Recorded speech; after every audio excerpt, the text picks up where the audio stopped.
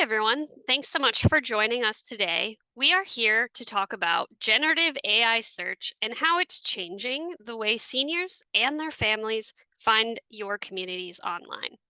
Before we dive in, a few housekeeping items. This webinar will be recorded and sent to all of you afterwards. So this means you don't have to worry about taking extensive notes. Secondly, if you have any questions throughout the presentation, feel free to add it to the chat and we'll answer it in real time, or we'll save it for the QA section at the end of this presentation. We want you to get the most out of this event, so don't be shy with your questions. And if you are hesitant about asking a question, remember, if you are thinking about it, others probably are as well. All right, so who are we and why on earth should you listen to what we have to say? So my name is Danny Martindale. I'm COO here at Mannix, and I have 12 years of experience in digital marketing with a particular passion towards the senior living industry. On a personal note, you can chat with me about all things horses, dogs, or books. I love nerding out on any of the above. All right, my co-host Dan Prin is our SEO and web dev manager with 6 years experience in digital marketing, including managing several senior living clients. He is currently leading the charge here at Mannix on the AI front, including keeping us up to date on all of the changes and opportunities that have come from it. And on a personal level, you can always chat with Dan about parenting, his time living in 4 different countries, pickleball, or sci-fi and fantasy books.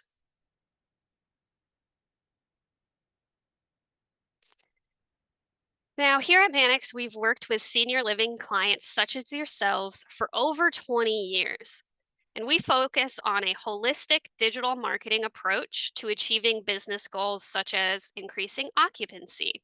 And these services include website design and development, SEO, paid advertising, social media marketing, recruitment marketing, and so much more.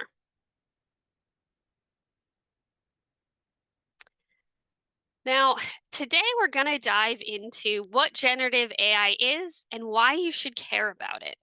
We're also going to take a look at some of the top AI platforms currently, including ChatGPT, Google AI, and Perplexity. Next, we will explore traditional search versus generative AI search and talk about the differences between the two. And finally, we're going to wrap up with the impact AI-driven SEO can have on your community.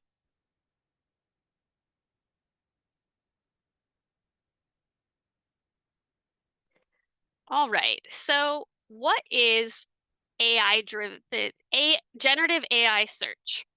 So imagine you have a question you want an answer to. Traditional search engines like Google give you a list of links so that you can go and find the answer yourself. But what if you don't want to spend the time searching for your answer? That is where generative AI search comes in. This new technology actually reads and understands tons of information and then gives you a direct, well-structured answer, almost like a conversation. And it's essentially like asking an expert to get an answer to your question instead of spending time at the library doing your own research for the answer. Now, how it works is it utilizes something called natural language processing. And what that means is it's looking at keywords within a query, and it also looks at the related words around the query to understand the searcher's intent and give the platform more context about the search in question. It's then going to gather relevant content from traditional search engines, its own massive knowledge base, which includes things like books, academic research, news, public databases, and forums like Reddit to synthesize that content and provide better answers for the user. All right, so let's take a look at this in action. So, with the query, what is the best senior living community in Saratoga? It's using natural language processing to understand the word best is associated to reviews and rankings and amenities, and also recognizes that retirement community is associated with independent living, assisted living, and CCRC key phrases. And finally, it's understanding that Saratoga, New York means I want to know about communities in or around that region, including locations like Wilton, Ballston Spa, and Malta. So then it's going to search traditional engines and its database and summarize its findings. So here you can see it's giving me a map with the ability to take further action with a particular community by getting directions, calling, or visiting their website. And when I look at the sources, I can see what ChatGPT used to come up with its answer. Now, this is gold for marketers because it allows us to better optimize and understand the algorithm and then optimize accordingly.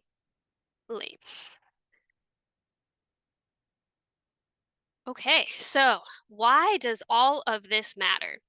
So, traditional search engines like Google are no longer the only players. So, in just 2 years, AI search users are projected to be 90 million in the US alone. That is roughly 26% of the entire US population. And we're not far off from this number now. Over 77 million people in the US are already leveraging ChatGPT on a regular basis. And almost 11 million of those people fall in the age range of your target audience. Now, when we look at Perplexity, another popular AI platform, it has over 3 million active users in the US currently, with almost 900,000 falling in your target age range.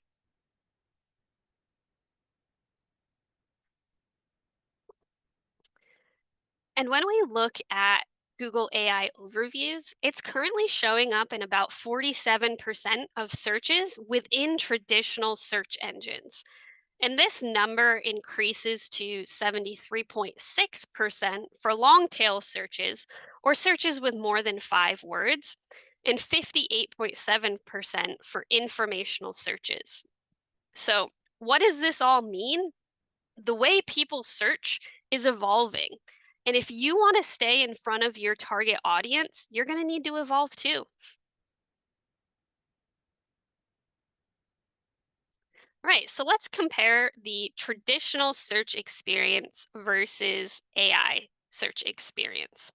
So the traditional search results are going to highlight the paid ads at the top of the search results. You can see that with the sponsored tag that it notes on each of those advertisements. Next, it's going to display the maps results, which pull in Google My Business profiles. Then, if we scroll further down on the page, you get the People Also Ask section, which answers questions directly on the search result page and links to the source. And then finally, you get to the organic listings. And then, if you keep scrolling at the bottom, you get more ads, another People Also Ask section, as well as a People Also Search For section to encourage additional searches.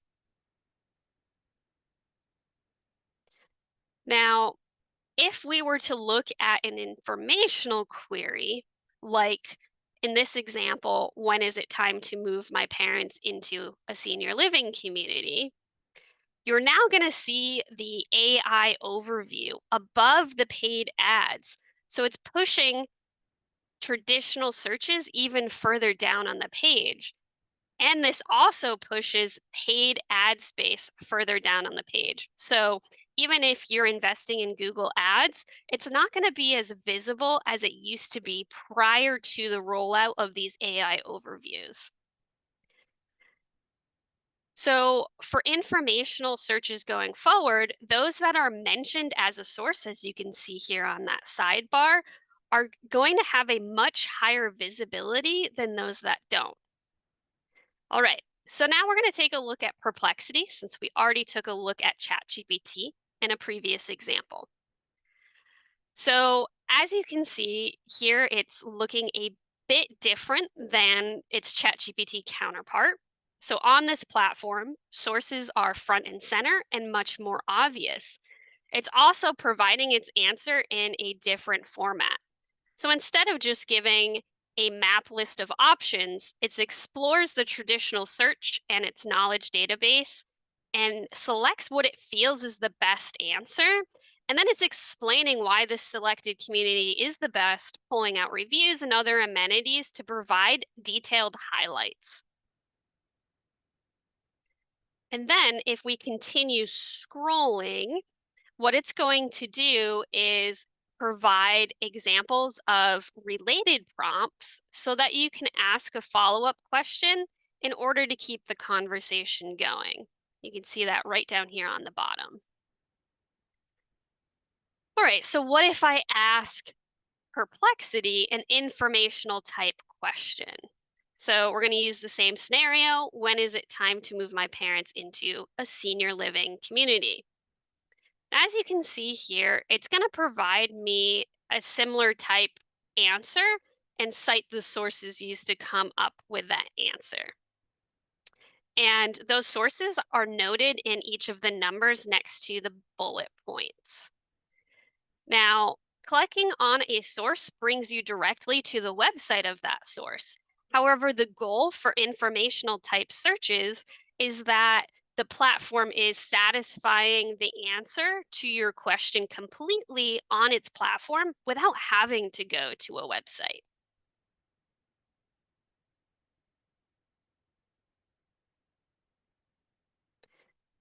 So, showing up in AI search is primarily about building the top of your funnel through brand awareness.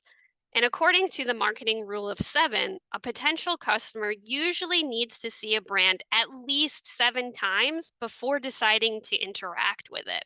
So, your visibility in AI will be crucial to attaining that level of brand recognition.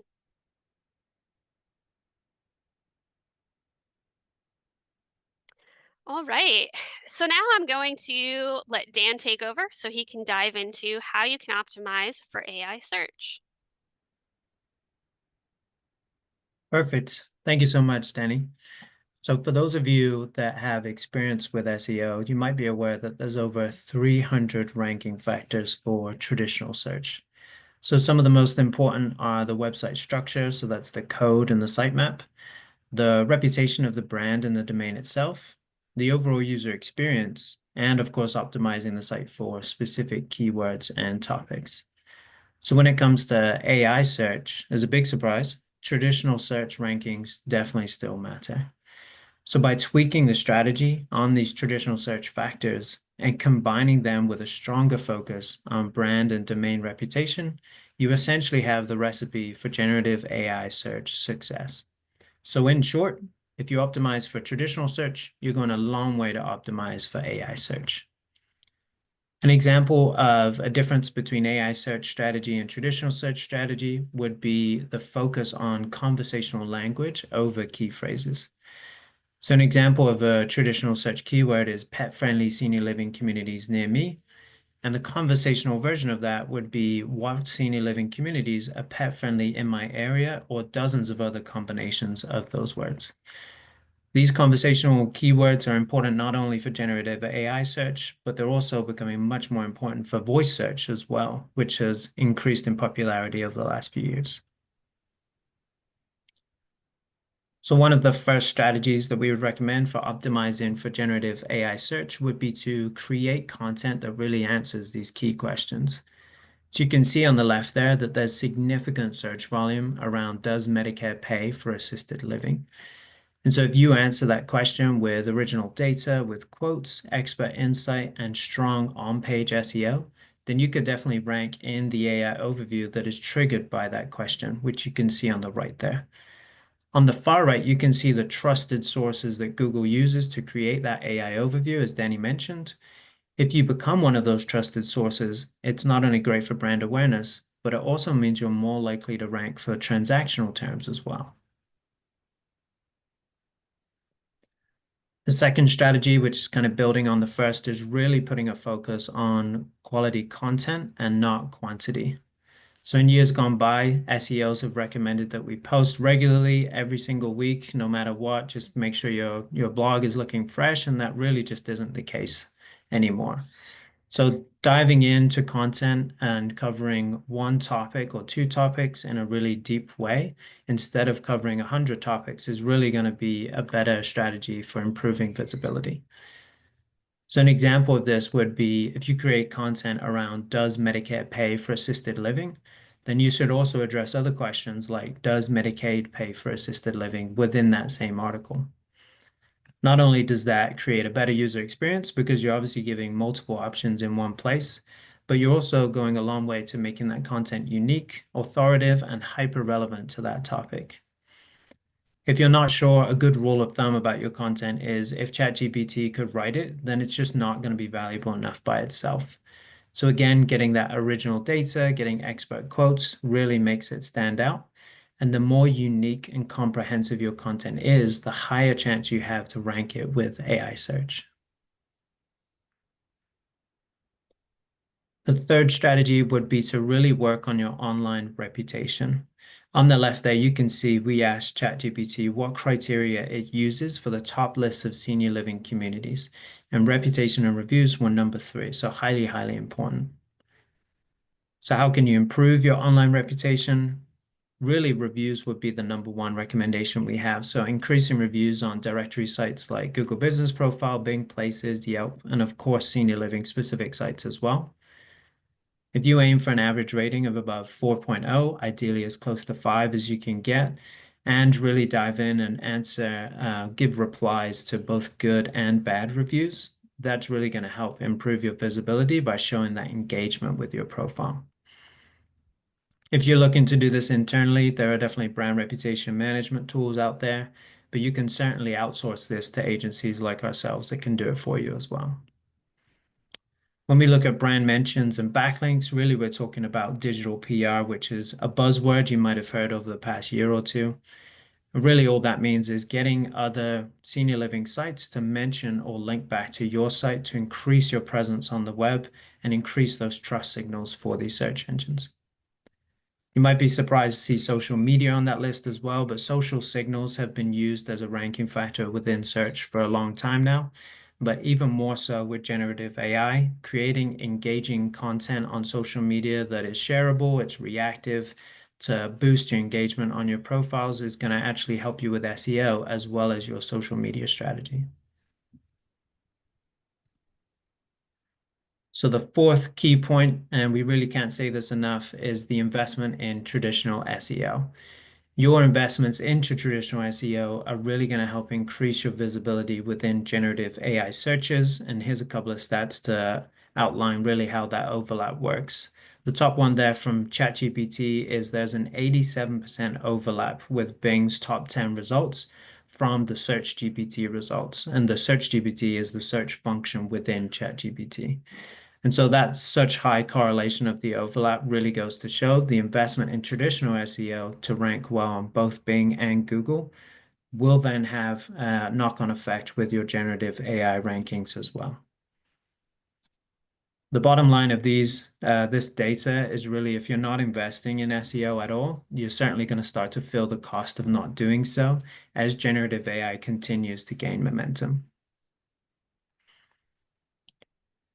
So I put 5-ish here because really we're talking about investing in traditional SEO, but specifically local SEO as well. So on the left there, you can see that ChatGPT is pulling in Google business profiles and their calls to action directly within the platform itself. And so optimizing those profiles as part of a local SEO strategy, again, really goes a long way to helping your visibility there. You can see that on the left with ChatGPT and on the right with Google results, the number 1 and number 3 results are different, and that is because AI uses slightly different ranking factors. But the number 2 result are obviously the same on both of those, which goes to show that you can rank well on both platforms. And that is actually one of our clients, which is how we know. So how can you optimize for local SEO and generative AI visibility at the same time? That's a great question. So the top four recommendations we would have would be to claim and optimize your Google Business Profile and do a full name, address, and phone number check across all the important directories. So any that are prevalent in search results like Google Business Profile, Bing Places, Yelp, etc., but also those senior living sites as well. And then we've mentioned it before, and I'm sure we'll bring it up again, but getting more reviews. So aiming for 4+ stars across as many platforms as you can. I would prioritize Google as being your number one and making sure that we're engaging with those reviews as well. And then, of course, optimizing your site for location and local SEO as well. So that's building a location page, making sure you have location-specific content, and including location-based conversational queries across your content as well. Externally, outside of your site, then trying to get as many reputable local links from other senior living partners within your community. Again, just broadening your visibility and trust signals to search engines. So what is the potential impact for optimizing for traditional and AI search engines? We've got a couple of handy dandy charts here from one of our senior living clients that was optimized for both traditional and AI search, and you can see the results for yourself. So they had a 23% increase in organic traffic and a 16% increase in leads last year. So currently only 1% of their traffic is from AI searches, but that was up from 0% just a few months ago, and it's only going to continue to increase at a rapid rate. And of course, when you're looking at these traffic stats, it's important to remember that traffic isn't the only value here. So if you are showing as one of those trusted sources on any of the generative AI platforms, then that visibility and brand awareness is going to be crucial for continued top of the funnel growth. And as we saw there a couple of slides back, AI searches are evolving to drive leads directly from platforms like ChatGPT and Perplexity. So those call to actions that have been added into ChatGPT results, those were new as of last month. And so these platforms are going to continue to evolve. Something worth noting about those calls to action is that metrics aren't actually available for those types of clicks and things within those platforms. And that really speaks to the reporting that we have for these generative AI platforms overall.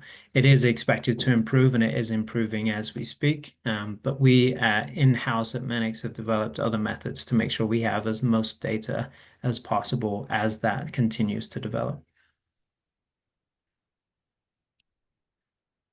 So a quick note on paid search and the impact that generative AI has had.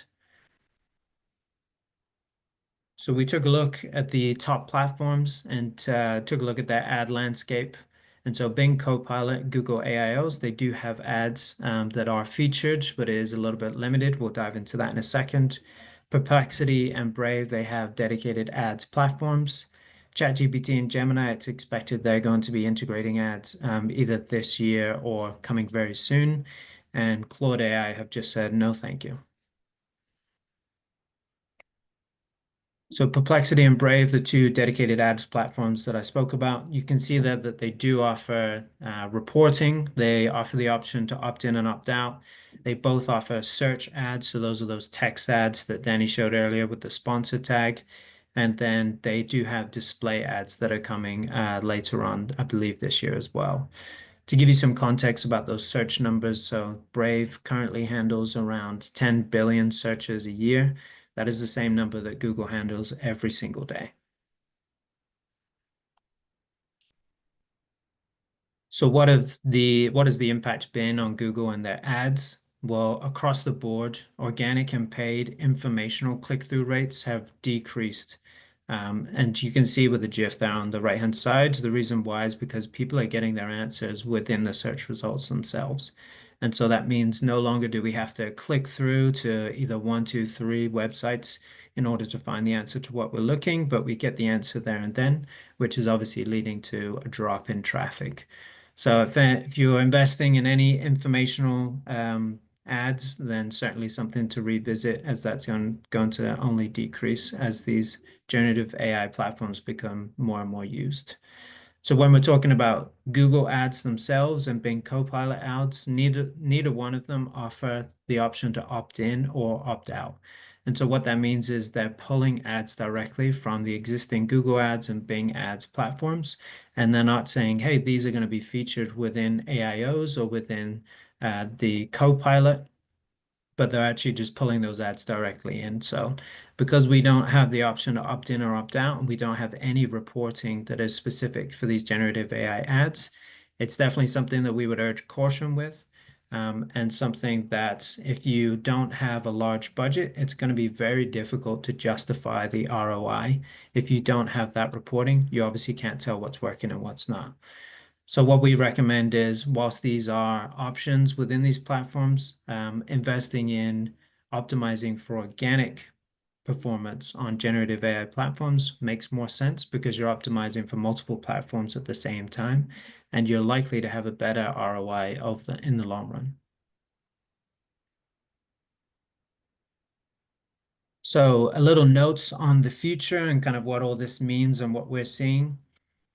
We got this quote from one of our clients towards the end of last year. They said, for the upcoming year, A Place for Mom has increased their fees to 108% of the first month's rent for referrals who move in that originated from A Place for Mom. This is the largest year-over-year increase they have seen in their career. And so what this really speaks to is the rising cost of lead generation. And so ensuring that you have a diversified approach to marketing, so multiple channels that are driving leads for you, is really going to be essential to ensuring long-term success. SEO is one of those channels. It really helps reduce the reliance upon high-cost leads that are coming from third-party sites. And self-generated leads, they often convert better because those people have been in your funnel for a longer period of time.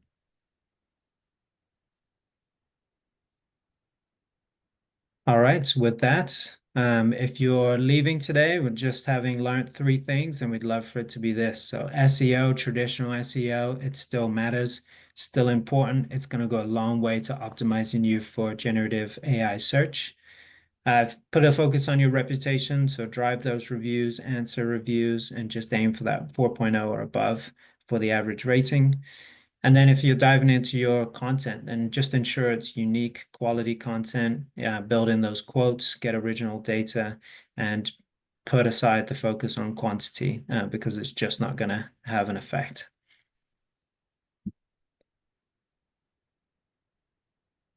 And with that, Danny, do we have any questions? All right. So one question that we have is, how quickly do AI-driven search rankings change compared to traditional search? Yeah, that's a great question. So in the past, it's been easy to give kind of like a one answer because all we're talking about is Google for traditional SEO. But now we have so many different platforms, it varies according to the platform. So the most recent study I've seen, ChatGPT was changing within a few days, Perplexity was changing within a week, and I believe Claude was changing almost instantly.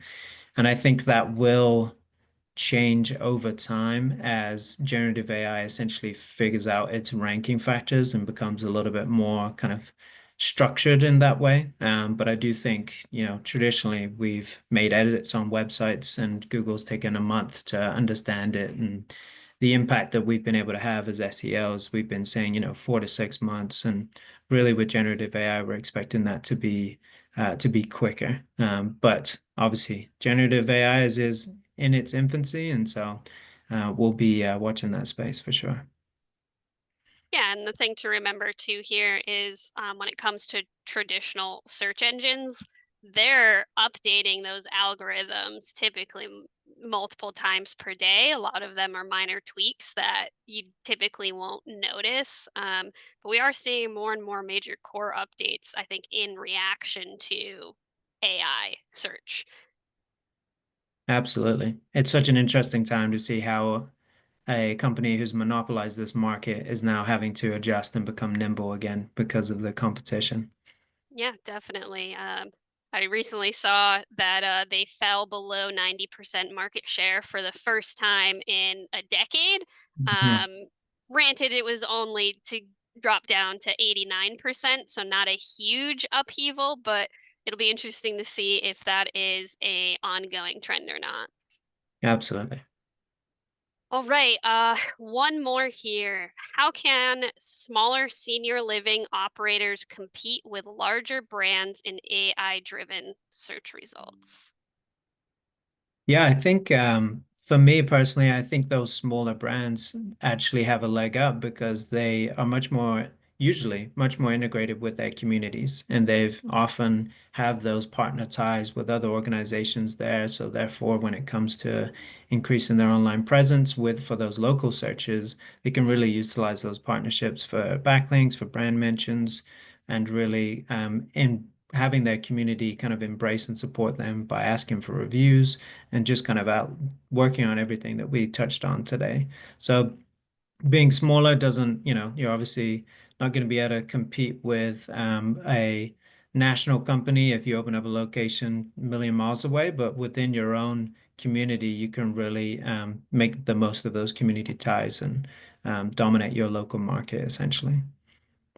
Yeah, and just to add on to that, I think it also means that um, you maybe are more easily prepared to double down on things like gathering more reviews from residents.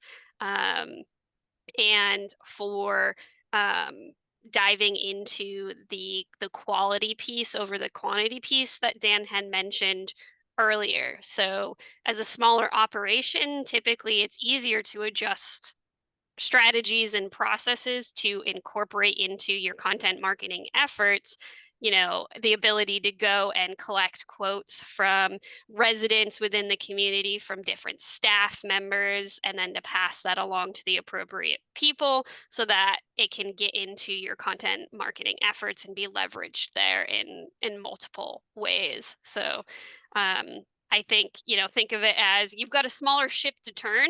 In a lot of cases, that makes it much easier to adjust based on the latest trends than maybe a larger ship might have. Um, yeah, so interesting question.